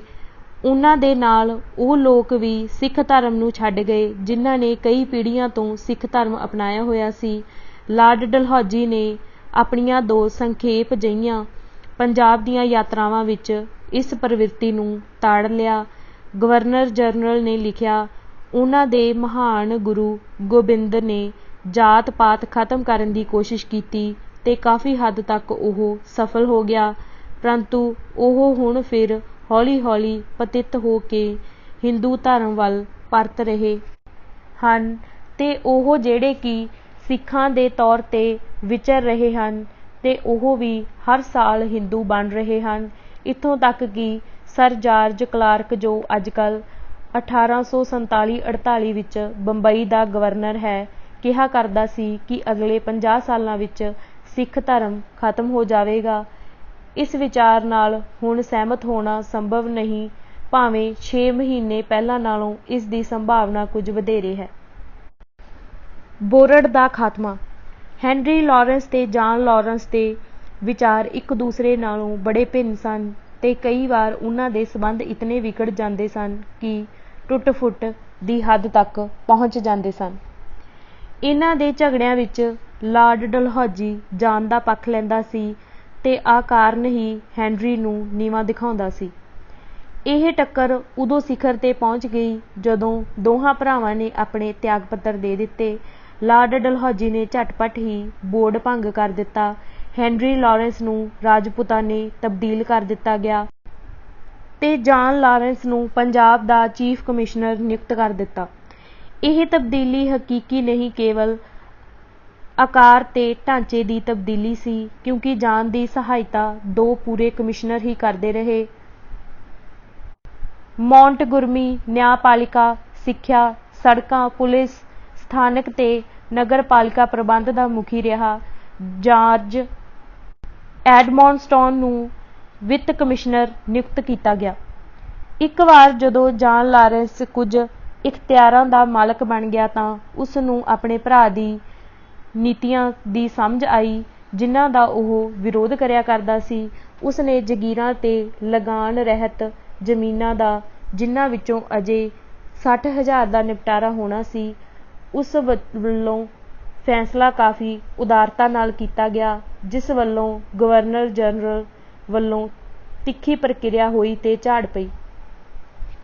ਉਸ ਦੇ ਰਾਜ ਪ੍ਰਬੰਧ ਦੀ ਸਭ ਤੋਂ ਵੱਡੀ ਸਫਲਤਾ ਉਸ ਦਾ ਸਿੱਖ ਜਨ ਸਮੂਹ ਦਾ ਮਨ ਜਿੱਤਣ ਦਾ ਕਾਰਜ ਸੀ। ਜਦੋਂ ਉਸ ਨੂੰ ਭਰੋਸਾ ਹੋ ਗਿਆ ਕਿ ਸਿੱਖ ਕਿਰਸਾਨੀ ਦਾ ਸਿੱਖ ਰਾਜ ਦੀ ਪੁਨਰ ਸਥਾਪਤੀ ਪ੍ਰਤੀ ਕੋਈ ਮੋਹ ਨਹੀਂ ਹੈ ਤਾਂ ਉਸ ਨੇ ਸਿੱਖਾਂ ਨੂੰ ਫੌਜ ਵਿੱਚ ਭਰਤੀ ਕਰਨ ਦੀ ਆਗਿਆ ਦੇ ਦਿੱਤੀ। ਸਿੱਖ ਕੰਪਨੀ ਦੀ ਫੌਜ ਵਿੱਚ ਪੂਰੇ ਉਤਸ਼ਾਹ ਨਾਲ ਤੇ ਜੋਸ਼ ਨਾਲ ਭਰਤੀ ਹੋਏ। ਉਹਨਾਂ ਦੀ ਪਠਾਨਾਂ ਕਬਾਇਲੀਆਂ ਵਿਰੁੱਧ, ਅੰਗਰੇਜ਼ਾਂ ਦੀ ਬਰਮਾ ਵਿਰੁੱਧ ਹੋਈ 1852 ਦੀ ਜੰਗ ਵਿੱਚ ਵਿਖਾਈ ਗਈ ਕਾਰਗੁਜ਼ਾਰੀ ਨੇ ਅੰਗਰੇਜ਼ ਸੈਨਾਪਤੀਆਂ ਨੂੰ ਉਤਸ਼ਾਹਿਤ ਕੀਤਾ ਤੇ ਉਹਨਾਂ ਨੇ ਭਾਰੀ ਗਿਣਤੀ ਵਿੱਚ ਸਿੱਖਾਂ ਨੂੰ ਫੌਜ ਵਿੱਚ ਭਰਤੀ ਕਰ ਲਿਆ। ਕਾਂਡ 6ਵਾਂ ਸਿੱਖ ਤੇ 1857 ਦਾ ਵਿਦਰੋਹ। 1857 ਦੇ ਵਿਦਰੋਹ ਦੇ ਕਾਰਨਾਂ ਦੀ ਖੋਜ ਵੱਖ-ਵੱਖ ਗਵਰਨਰ ਜਨਰਲ ਜਿਵੇਂ ਬੈਂਟਿੰਗ, ਆਕਲੈਂਡ, ਐਲਨਬਰੋ ਤੇ ਡਲਹੌਜੀ ਵੱਲੋਂ ਲਗਾਤਾਰ ਨੇਕ ਨੀਤੀਆਂ ਨਾਲ ਪਰ ਕੁਵੇਲੇ ਤੇ ਬੇਮੌਕੇ ਲਾਗੂ ਕੀਤੇ ਗਏ ਕਦਮਾਂ ਤੋਂ ਕੀਤੀ ਜਾਂਦੀ ਹੈ। ਇਹਨਾਂ ਕਦਮਾਂ ਨੇ ਰਾਜਕੁਮਾਰਾਂ, ਜ਼ਿਮੀਂਦਾਰਾਂ ਤੋਂ ਲੈ ਕੇ ਕਿਰਸਾਨਾਂ ਤੱਕ ਦੇ ਸਭ ਤੋਂ ਵੱਧ ਸਿਪਾਹੀਆਂ, ਗੱਲ ਕੀ ਹਰ ਵਰਗ ਤੇ ਬੁਰਾ ਪ੍ਰਭਾਵ ਪਾਇਆ। ਜਦੋਂ ਦੇਸੀ ਹਾਕਮਾਂ ਦੀ ਗੱਦੀ ਦੇ ਵਾਰਿਸ ਪੈਦਾ ਨਾ ਹੋਏ ਤਾਂ ਕਈ ਰਿਆਸਤਾਂ ਨੂੰ ਅੰਗਰੇਜ਼ੀ ਅਧਿਕਾਰ ਵਿੱਚ ਲੈ ਲਿਆ ਗਿਆ। ਨਾਨਾ ਸਾਹਿਬ ਨੂੰ ਪੈਨਸ਼ਨ ਦੇ ਹੱਕ ਤੋਂ ਵੰਚਿਤ ਕਰ ਦਿੱਤਾ ਗਿਆ ਸੀ। ਰਾਣੀ ਝਾਂਸੀ ਨੂੰ ਦੱਸ ਦਿੱਤਾ ਗਿਆ ਸੀ ਕਿ ਉਹਦੀ ਮੌਤ ਪਿੱਛੋਂ ਉਹਦੀ ਰਿਆਸਤ ਅੰਗਰੇਜ਼ੀ ਰਾਜ ਵਿੱਚ ਸ਼ਾਮਿਲ ਕਰ ਲਈ ਜਾਵੇਗੀ। ਇਹ ਦੋਵੇਂ ਮਰਹੱਟਾ ਬਾਗੀਆਂ ਦੇ ਨੇਤਾ ਬਣ ਗਏ। ਵਿਸ਼ਵਾਸਘਾਤ ਤੇ ਧਰੋਹ ਦੀ ਉੱਘੀ ਮਿਸਾਲ ਅਵਧ ਦਾ ਇਲਹਾਕ ਸੀ। ਹਿੰਦੁਸਤਾਨ ਦੇ ਲੋਕਾਂ ਨੇ ਇਹ ਕਹਿਣਾ ਸ਼ੁਰੂ ਕਰ ਦਿੱਤਾ ਸੀ ਕਿ ਜੇ ਬਰਤਾਨਵੀ ਸਰਕਾਰ ਅਜਿਹੇ ਰਾਜ ਨੂੰ ਗੱਦੀ ਤੋਂ ਲਾਹ ਸਕਦੀ ਹੈ ਜੋ ਸਦਾ ਹੀ ਉਹਨਾਂ ਦਾ ਵਫ਼ਾਦਾਰ ਰਿਹਾ ਸੀ, ਤਾਂ ਕਿਹੜਾ ਸੁਤੰਤਰ ਰਾਜਾ ਜਾਂ ਨਵਾਬ ਬਚੇਗਾ ਜਾਂ ਸੁਰੱਖਿਅਤ ਰਹੇਗਾ। ਇੱਥੋਂ ਤੱਕ ਕਿ ਮੁਗਲ ਸ਼ਾਹੀ ਪਰਿਵਾਰ ਨੂੰ ਵੀ ਛੱਡਿਆ ਨਾ ਗਿਆ। ਲਾਰਡ ਡਲਹੌਜੀ ਨੇ ਸਮਰਾਟ ਦੇ ਲਾਡਲੇ ਪੁੱਤਰ ਤੋਂ ਇਹ ਸਹਿਮਤੀ ਲੈ ਲਈ ਸੀ ਕਿ ਉਹਦੇ ਪਿਤਾ ਦੀ ਮੌਤ ਪਿੱਛੋਂ ਦਿੱਲੀ ਦਾ ਲਾਲ ਕਿਲ੍ਹਾ ਅੰਗਰੇਜ਼ਾਂ ਦੇ ਹਵਾਲੇ ਕਰ ਦਿੱਤਾ ਜਾਵੇਗਾ। ਭਾਵੇਂ ਸ਼ਾਹੀ ਪਰਿਵਾਰ ਦੀ ਹੁਣ ਕੋਈ ਰਾਜਸੀ ਮਹੱਤਤਾ ਨਹੀਂ ਰਹੀ ਸੀ, ਫਿਰ ਵੀ ਲੋਕਾਂ ਦਾ ਬਾਬਰ ਦੀ ਵੰਸ਼ ਨਾਲ ਜਜ਼ਬਾਤੀ ਸਾਂਝ ਤੇ ਲਗਾਓ ਸੀ ਤੇ ਉਹ ਲਾਲ ਕਿਲ੍ਹੇ ਤੇ ਮਹਿਲ ਵੱਲ ਹੇਰਵੇ ਭਰੇ ਮੋਹ ਨਾਲ ਵੇਖਦੇ ਸਨ। ਭੂਮੀ ਦੇ ਮਾਲਕਾਂ ਉੱਪਰ ਵੱਡੀਆਂ ਜਗੀਰਾਂ ਖਤਮ ਕਰਨ ਦੇ ਮਨਸੂਬਿਆਂ ਨਾਲ ਤੇ ਉਹਨਾਂ ਦੇ ਹੱਕ ਤੇ ਦਾਅਵਿਆਂ ਦੇ ਲਿਖਤੀ ਸਬੂਤਾਂ ਦੀ ਮੰਗ ਕਾਰਨ ਬੜਾ ਬੁਰਾ ਪ੍ਰਭਾਵ ਪਿਆ, ਕਿਉਂਕਿ ਉਸ ਤੋਂ ਪਹਿਲਾਂ ਮੁਲਕ ਵਿੱਚ ਉਹੋ ਜਿਹਾ ਕੋਈ ਰਿਵਾਜ ਨਹੀਂ ਸੀ। ਅੰਗਰੇਜ਼ ਅਧਿਕਾਰੀ ਲੋਕਾਂ ਦੇ ਇਤਨੇ ਨੇੜੇ ਵੀ ਨਹੀਂ ਸਨ ਕਿ ਉਹ ਇਹ ਸਮਝ ਸਕਦੇ ਕਿ ਇਹਨਾਂ ਸਧਾਰਨ ਤੇ ਦੋਸ਼ ਰਹਿਤ ਕਦਮਾਂ ਨੂੰ ਅਨਪੜ੍ਹ ਜਨ ਸਮੂਹ ਕਿਵੇਂ ਗਲਤ ਸਮਝ ਲਵੇਗਾ। ਇਸ ਤਰ੍ਹਾਂ ਸਤੀ ਦਾ ਖਾਤਮਾ, ਵਿਧਵਾ ਵਿਆਹ ਦੀ ਉਚਿਤਤਾ ਤੇ ਧਰਮ ਬਦਲਣ ਵਾਲਿਆਂ ਨੂੰ ਪਿਤਰੀ ਜਾਇਦਾਦ ਦੇ ਵਾਰਸ ਬਣੇ ਰਹਿਣ ਦੇ ਕਾਨੂੰਨ ਉਸ ਸਮੇਂ ਪਾਸ ਕੀਤੇ ਗਏ ਜਦੋਂ ਈਸਾਈ ਧਰਮ ਪ੍ਰਚਾਰਕ ਬਹੁਤ ਸਾਰੇ ਲੋਕਾਂ ਦਾ ਧਰਮ ਬਦਲਾ ਰਹੇ ਸਨ, ਜਿਸ ਨਾਲ ਭਾਰਤੀ ਲੋਕਾਂ ਨੂੰ ਇਹ ਦ੍ਰਿੜ ਵਿਸ਼ਵਾਸ ਹੋ ਗਿਆ ਸੀ ਕਿ ਅੰਗਰੇਜ਼ ਹਾਕਮ ਉਹਨਾਂ ਦਾ ਪੁਰਾਣਾ ਧਰਮ ਤੇ ਰੀਤੀ ਰਿਵਾਜ ਖਤਮ ਕਰਨਾ ਚਾਹੁੰਦੇ ਸਨ। ਸਿਪਾਹੀਆਂ ਉੱਪਰ ਮੁਲਕ ਵਿੱਚ ਅੰਗਰੇਜ਼ੀ ਵਿਰੋਧ ਜਜ਼ਬੇ ਦਾ ਖਾਸ ਕਰਕੇ ਬੁਰਾ ਪ੍ਰਭਾਵ ਪਿਆ। ਉਹਨਾਂ ਨੂੰ ਜਾਤੀ ਪ੍ਰਗਟ ਕਰਨ ਵਾਲੇ ਚਿੰਨ੍ਹਾਂ ਦੀ ਵਰਤੋਂ ਤੋਂ ਮਨਾਹੀ, ਦਾੜ੍ਹੀ ਜਾਂ ਦਸਤਾਰ ਉੱਪਰ ਪਾਬੰਦੀ ਆਪਣੇ ਧਾਰਮਿਕ ਹੱਕਾਂ ਉੱਪਰ ਉਲੰਘਣਾ ਜਾਪੇ। ਵਹਿਮੀ ਹਿੰਦੂਆਂ ਨੇ ਇਸ ਅਫਵਾਹ ਤੇ ਯਕੀਨ ਕਰ ਲਿਆ ਕਿ ਉਹਨਾਂ ਨੂੰ ਦਿੱਤੇ ਜਾਂਦੇ ਰਾਸ਼ਨ ਵਾਲੇ ਆਟੇ ਵਿੱਚ ਜਾਨਵਰਾਂ ਦੀਆਂ ਹੱਡੀਆਂ ਪੀ ਕੇ ਮਿਲਾਈਆਂ ਜਾਂਦੀਆਂ ਹਨ। ਜਦੋਂ 1856 ਦੀ ਪਤਝੜ ਰੁੱਤ ਵਿੱਚ ਪੁਰਾਣੀ ਬੰਦੂਕ ਬਰਾਊਨ ਬੈਂਸ ਦੀ ਥਾਂ ਵਧੇਰੇ ਵਧੀਆ ਐਨਫੀਲਡ ਰਾਈਫਲ ਦਿੱਤੀ ਗਈ ਤਾਂ ਸਭ ਨੇ ਇਸ ਕਹਾਣੀ ਤੇ ਵਿਸ਼ਵਾਸ ਕਰ ਲਿਆ ਕਿ ਕਾਰਤੂਸ ਦੇ ਸਿਰੇ ਤੇ ਜੋ ਚਰਬੀ ਲੱਗੀ ਹੋਈ ਹੈ ਉਹ ਗਊ ਤੇ ਸੂਰ ਦੀ ਚਰਬੀ ਹੈ। ਹਿੰਦੂ ਤੇ ਮੁਸਲਮਾਨ ਸਿਪਾਹੀਆਂ ਨੇ ਫੈਸਲਾ ਕਰ ਲਿਆ ਕਿ ਹੁਣ ਸਮਾਂ ਆ ਗਿਆ ਹੈ, ਜਾਂ ਤਾਂ ਉਹ ਨੌਕਰੀਆਂ ਨੂੰ ਲੱਤ ਮਾਰ ਕੇ ਆਪਣੇ ਦੇਵੀ ਦੇਵਤਿਆਂ ਦੀ ਪੂਜਾ ਕਰਨ ਲੱਗ ਜਾਣ ਜਾਂ ਨੌਕਰੀਆਂ ਨੂੰ ਚੰਬੜੇ ਰਹਿਣ ਤੇ ਅੰਗਰੇਜ਼ਾਂ ਦੇ ਸੇਵਕ ਬਣ ਜਾਣ। ਸਿਪਾਹੀਆਂ ਦੀਆਂ ਕਈ ਹੋਰ ਸ਼ਿਕਾਇਤਾਂ ਵੀ ਸਨ। ਉਹਨਾਂ ਦੀ ਤਨਖਾਹ ਬੜੀ ਘੱਟ ਸੀ। ਉਹ ਵੱਧ ਤੋਂ ਵੱਧ ਸੂਬੇਦਾਰ ਦੇ ਪਦ ਤੱਕ ਤਰੱਕੀ ਕਰ ਸਕਦੇ ਸਨ, ਜਿਸ ਦੀ ਤਨਖਾਹ 60-70 ਰੁਪਏ ਪ੍ਰਤੀ ਮਹੀਨਾ ਸੀ। ਇਸੇ ਪਦ ਤੇ ਇੱਕ ਅੰਗਰੇਜ਼ ਦੀ ਤਨਖਾਹ 3 ਗੁਣਾ ਜ਼ਿਆਦਾ ਹੁੰਦੀ ਸੀ। ਭਰਤੀ ਕਰਨ ਸਮੇਂ ਸਿਪਾਹੀਆਂ ਨੂੰ ਇਹ ਭਰੋਸਾ ਦਿੱਤਾ ਜਾਂਦਾ ਸੀ ਕਿ ਉਹਨਾਂ ਨੂੰ ਸਮੁੰਦਰਾਂ ਪਾਰ ਨਹੀਂ ਭੇਜਿਆ ਜਾਵੇਗਾ। ਫਿਰ ਵੀ ਉਹਨਾਂ ਨੂੰ ਜਾਵਾ ਤੇ ਬਰਮਾ ਭੇਜਣ ਦੀਆਂ ਕੋਸ਼ਿਸ਼ਾਂ ਕੀਤੀਆਂ ਗਈਆਂ। ਹੁਕਮ ਅਦੁੱਲੀ ਕਰਨ ਦਾ ਲਾਭ ਵੀ ਹੋ ਸਕਦਾ ਹੈ। ਇਸ ਦੀ ਇੱਕ ਮਿਸਾਲ ਤਾਂ ਆਪ ਅੰਗਰੇਜ਼ ਅਫਸਰਾਂ ਨੇ ਲਾਰਡ ਬੈਂਟਿੰਗ ਸਮੇਂ ਕਾਇਮ ਕਰ ਦਿੱਤੀ ਸੀ, ਜਦੋਂ ਤਨਖਾਹ ਘਟਾਉਣ ਦੇ ਸਵਾਲ ਤੇ ਉਹਨਾਂ ਨੇ ਬਗਾਵਤ ਕਰ ਦੇਣ ਦੀ ਧਮਕੀ ਦਿੱਤੀ ਸੀ। ਜੇ ਸਾਹਿਬ ਲੋਕ ਆਪਣੀ ਸਰਕਾਰ ਦੀ ਆਗਿਆ ਦਾ ਉਲੰਘਣ ਕਰਕੇ ਲਲਕਾਰ ਸਕਦੇ ਸਨ ਤਾਂ ਦੇਸੀ ਲੋਕ ਕਿਉਂ ਨਹੀਂ। ਭਾਰਤ ਦੇ ਸਭ ਵਰਗ ਹੀ ਜਿਵੇਂ ਰਾਜਕੁਮਾਰ, ਵਪਾਰੀ, ਬੁੱਧੀਜੀਵੀ, ਕਿਸਾਨ, ਕਿਰਤੀ ਜੋ ਕਦੇ ਵੀ ਗੋਰਿਆਂ ਦੇ ਸੰਪਰਕ ਵਿੱਚ ਆਏ ਸਨ, ਉਹਨਾਂ ਦਾ ਅਪਮਾਨ ਕੀਤਾ ਗਿਆ। ਅੰਗਰੇਜ਼ ਦੇਸ਼ ਵਿੱਚ ਪੈਦਾ ਹੋਏ ਐਂਗਲੋ ਇੰਡੀਅਨ ਤੇ ਅੱਧੇ ਭਾਰਤੀ ਅੱਧੇ ਯੂਰੇਸ਼ੀਆਈ ਭਾਵ ਦੋਗਲੇ ਲੋਕ ਭਾਰਤੀਆਂ ਲਈ ਸੂਅਰ ਤੇ ਕਾਲੇ ਹਬਸ਼ੀ ਸ਼ਬਦਾਂ ਦੀ ਆਮ ਹੀ ਵਰਤੋਂ ਕਰਦੇ ਸਨ। ਅਵਧ ਦੇ ਸ਼ਹਿਜ਼ਾਦਾ ਬਰਜਿਸ ਕਾਦਰ ਦੇ ਐਲਾਨ ਨੇ ਉਹਨਾਂ ਦੀਆਂ ਸ਼ਿਕਾਇਤਾਂ ਦਾ ਸੰਖੇਪ ਵਰਣਨ ਦੇ ਦਿੱਤਾ ਸੀ। ਸਭ ਹਿੰਦੂ ਤੇ ਮੁਸਲਮਾਨ ਇਸ ਤੱਥ ਤੋਂ ਜਾਣੂ ਹਨ ਕਿ ਹਰ ਆਦਮੀ ਨੂੰ 4 ਚੀਜ਼ਾਂ ਪਿਆਰੀਆਂ ਹੁੰਦੀਆਂ ਹਨ। ਪਹਿਲਾ ਧਰਮ, ਦੂਜਾ ਇੱਜ਼ਤ, ਤੀਸਰਾ ਜੀਵਨ, ਚੌਥੀ ਜਾਇਦਾਦ। ਇਹ ਸਭ ਚੀਜ਼ਾਂ ਦੇਸੀ ਸਰਕਾਰ ਅਧੀਨ ਮਹਿਫੂਜ਼ ਹਨ। ਅੰਗਰੇਜ਼ ਉੱਪਰ ਦੱਸੀਆਂ 4 ਵਸਤੂਆਂ ਦੇ ਵੈਰੀ ਬਣ ਗਏ ਹਨ। 1856 ਦੀ ਪਤਝੜ ਰੁੱਤ ਮਗਰੋਂ ਮੁਲਕ ਦੇ ਵੱਖ-ਵੱਖ ਭਾਗਾਂ ਵਿੱਚ ਟਾਵੀਆਂ-ਟਾਵੀਆਂ ਹਿੰਸਕ ਘਟਨਾਵਾਂ ਸ਼ੁਰੂ ਹੋ ਗਈਆਂ ਸਨ ਤੇ ਇਹ ਅਗਲੇ ਸਿਆਲ ਤੇ ਬਸੰਤ ਰੁੱਤ ਵਿੱਚ ਵੀ ਜਾਰੀ ਰਹੀਆਂ। ਪਰ ਜਦੋਂ 10 ਮਈ 1857 ਨੂੰ ਮੇਰਠ ਵਿੱਚ ਸਿਪਾਹੀਆਂ ਨੇ ਆਪਣੇ ਗੋਰੇ ਅਫਸਰ ਨੂੰ ਕਤਲ ਕਰ ਦਿੱਤਾ ਸੀ ਤਾਂ ਉਹ ਬਾਦਸ਼ਾਹ ਨੂੰ ਹਿੰਦੁਸਤਾਨ ਦਾ ਸਮਰਾਟ ਐਲਾਨ ਕਰਨ ਲਈ ਦਿੱਲੀ ਵੱਲ ਤੁਰ ਪਏ ਤਾਂ ਵਿਦਰੋਹ ਦੀ ਖਬਰ ਛੇਤੀ ਹੀ ਕੇਂਦਰੀ ਤੇ ਉੱਤਰੀ ਭਾਰਤ ਵਿੱਚ ਜੰਗਲ ਦੀ ਅੱਗ ਵਾਂਗ ਫੈਲ ਗਈ ਤੇ ਸਾਰਾ ਮੁਲਕ ਬੰਗਾਲ ਤੋਂ ਲੈ ਕੇ ਦਿੱਲੀ ਤੱਕ ਭਾਂਬੜਾਂ ਵਿੱਚ ਘਿਰ ਗਿਆ। ਸਿਪਾਹੀਆਂ ਨਾਲ ਯੂਰਪੀਨਾਂ ਲੋਕਾਂ ਦੀਆਂ ਛਾਉਣੀਆਂ, ਘਰਾਂ, ਗਿਰਜਿਆਂ ਤੇ ਸਰਕਾਰੀ ਥਾਵਾਂ ਜਿਵੇਂ ਡਾਕਖਾਨਿਆਂ ਤੇ ਤਾਰ ਘਰਾਂ ਉੱਪਰ ਹਮਲਾ ਕਰਨ ਲਈ ਆਮ ਨਾਗਰਿਕ ਵੀ ਸ਼ਾਮਿਲ ਹੋ ਗਏ। ਕੁਝ ਸਮੇਂ ਲਈ ਤਾਂ ਇਹ ਬਗਾਵਤ ਵਿਦੇਸ਼ੀ ਧਾੜਵੀ ਵਿਰੁੱਧ ਕੌਮੀ ਬਗਾਵਤ ਦਾ ਰੂਪ ਧਾਰਨ ਕਰ ਗਈ। ਪਰ ਛੇਤੀ ਹੀ ਸਪਸ਼ਟ ਹੋ ਗਿਆ ਕਿ ਹਿੰਦੂਆਂ ਤੇ ਮੁਸਲਮਾਨ ਬਾਗੀਆਂ ਵਿੱਚ ਨਿਸ਼ਚੇ ਤੇ ਮਨੋਰਥ ਦੀ ਸਮਾਨਤਾ ਨਹੀਂ ਸੀ। ਮੁਸਲਮਾਨ ਮੁਸਲਮਾਨੀ ਰਾਜ ਦੀ ਪੁਨਰ ਸਥਾਪਨਾ ਦੇ ਇੱਛੁਕ ਸਨ ਤੇ ਹਿੰਦੂ ਮਰਹੱਟਿਆਂ ਦੀ ਹਕੂਮਤ ਚਾਹੁੰਦੇ ਸਨ। ਦੋਵੇਂ ਫਿਰਕੇ ਸਿਰਫ ਇੱਕ ਕਾਰਨ ਕਰਕੇ ਇਕੱਠੇ ਸਨ ਕਿ ਉਹ ਸਾਂਝੇ ਵੈਰੀ ਵਿਰੁੱਧ ਲੜ ਰਹੇ ਸਨ।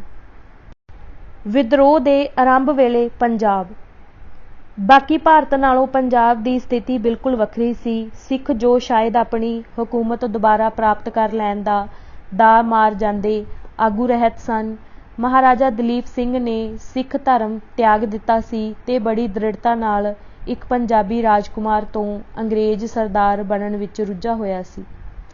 ਸ਼ੇਰ ਸਿੰਘ ਅਟਾਰੀਵਾਲਾ ਕਲਕੱਤਾ ਵਿੱਚ ਅੰਗਰੇਜ਼ਾਂ ਵੱਲੋਂ ਦਿੱਤੀ ਜਾਂਦੀ ਪੈਨਸ਼ਨ ਤੇ ਨਿਗਰਾਨੀ ਅਧੀਨ ਰਹਿ ਰਿਹਾ ਸੀ। ਭਾਈ ਮਹਾਰਾਜ ਸਿੰਘ ਤੇ ਰਾਜਾ ਦੀਨਾਨਾਥ ਕੇਵਲ ਉਹ ਹੀ ਉੱਘੇ ਵਿਅਕਤੀ ਸਨ ਜੋ ਪੁਰਾਣੇ ਦਿਨਾਂ ਨੂੰ ਯਾਦ ਕਰਿਆ ਕਰਦੇ ਸਨ, ਮਰ ਗਏ ਸਨ। ਬੇਦੀ ਬਿਕਰਮ ਸਿੰਘ ਜਿਸ ਵੱਲ ਸਿੱਖ ਰਹਿਨੁਮਾਈ ਲਈ ਵੇਖਦੇ ਸਨ, ਜੋ ਗੁਰੂ ਨਾਨਕ ਦਾ ਵੰਸ਼ਜ ਸੀ, ਆਪਣੇ ਪਿੰਡ ਊਨਾ ਵਿੱਚ ਜੂਬੰਦ ਸੀ। ਸਿੱਖ ਸਿਪਾਹੀਆਂ ਨੂੰ ਹਿੰਦੁਸਤਾਨੀ ਸਿਪਾਹੀਆਂ ਵਾਲੀ ਕੋਈ ਸ਼ਿਕਾਇਤ ਨਹੀਂ ਸੀ। ਉਹਨਾਂ ਨੂੰ ਖਾਲਸੇ ਦੀ ਮਰਿਆਦਾ ਅਨੁਸਾਰ ਦਾੜ੍ਹੀ ਰੱਖਣ ਤੇ ਦਸਤਾਰ ਬੰਨ੍ਹਣ ਦੀ ਆਗਿਆ ਸੀ। ਜੇ ਉਹਨਾਂ ਦੀ ਕੋਈ ਬੁਰੀ ਭਾਵਨਾ ਸੀ ਤਾਂ ਹਿੰਦੁਸਤਾਨੀ ਸਿਪਾਹੀਆਂ ਪ੍ਰਤੀ ਸੀ, ਜਿਨ੍ਹਾਂ ਨੂੰ ਉਹ ਨਫ਼ਰਤ ਨਾਲ ਪੂਰਬੀਏ ਜਾਂ ਮਾਤਾਦੀਨ ਕਹਿੰਦੇ ਸਨ, ਜੋ ਸਿੱਖਾਂ ਨੂੰ ਨੀਵੀਂ ਜਾਤ ਦੇ ਸਮਝ ਕੇ ਰਲਣ ਮਿਲਣ ਤੋਂ ਘ੍ਰਿਣਾ ਕਰਦੇ ਸਨ।